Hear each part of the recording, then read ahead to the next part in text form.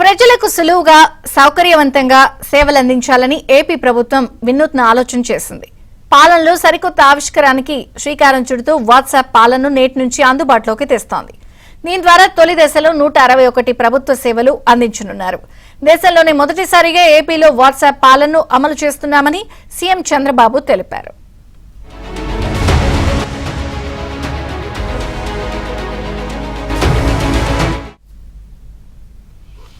WhatsApp ద్వారా పౌరులకు సేవలు అందించడంతో పాటు ప్రభుత్వ సమాచారం కూడా చేరవేస్తామని చంద్రబాబు అన్నారు.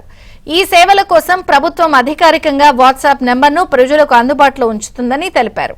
ఆ నెంబర్కు వెరిఫైడ్ ట్యాగ్ కూడా ఉంటుందన్నారు. ఈ నెంబర్ వన్ స్టాప్ సెంటర్లా పనిచేస్తుందని అన్నారు. తొలి దశలో 161 సేవలు అందుబాటులోకి వస్తాయని, క్రమేపీ ఈ సేవలు పెరుగుతాయని వెల్లడించారు. భవిష్యత్తులో ప్రభుత్వ సేవలు విస్తరిస్తూ పాలనలో మరింత సౌలభ్యాన్ని తీసుకొస్తామని చంద్రబాబు చెప్పారు.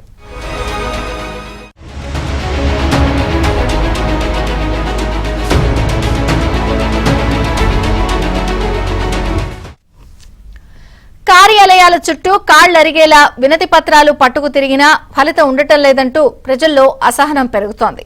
ముఖ్యంగా రెవెన్యూ, మున్సిపల్, ఎండోమెంట్ సర్వీసుల్లో ఎదురయ్యే ఇబ్బందులతో ప్రజలు విసిగెత్తిపోతున్నారు. ఇప్పటికే పలు ప్రభుత్వ సేవలు ఆన్లైన్లో అందుబాటులో ఉన్నా వాటిని మెజారిటీ ప్రజలు నేరుగా వినియోగించుకోలేకపోతున్నారు.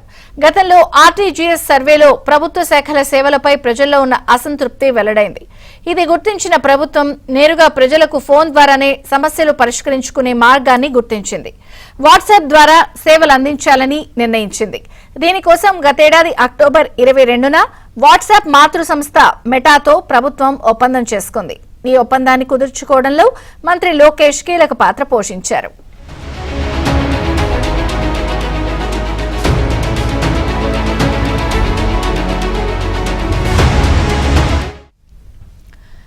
ప్రజల నుంచి వచ్చే వినతులను వెంటనే సంబంధిత కార్యాలయాల అధిపతులకు వాట్సాప్ చేరుస్తుంది. దాని స్టేటస్ ఏమిటో కూడా అర్జీదారులకు తెలియజేస్తోంది. దీనివల్ల రోజుల కొద్దీ ఫైళ్లు బూజు పట్టే పరిస్థితి లేకుండా వెనువెంటనే సమస్యలు పరిష్కారం అవుతాయి.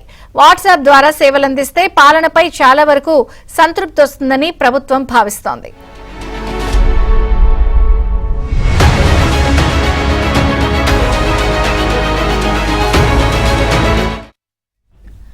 ఏపీ ప్రభుత్వం అమలు చేస్తున్న వివిధ సంక్షేమ పథకాలపైన ప్రజలు వాట్సాప్ ద్వారా ఫీడ్బ్యాక్ ఇవ్వచ్చు. అర్హులైన వారికి పథకాలు అందకపోయినా ఫిర్యాదులు చేయొచ్చు. పథకాల లబ్ధి సమాచారం మెసేజ్ చేసి తెలుసుకోవచ్చు. ప్రాంతాల వారీగా జరుగుతున్న అభివృద్ధి, సంక్షేమ పథకాల సమాచారాన్ని పౌరులకు ఎప్పటికప్పుడు వాట్సాప్ ద్వారా పంపిస్తారు.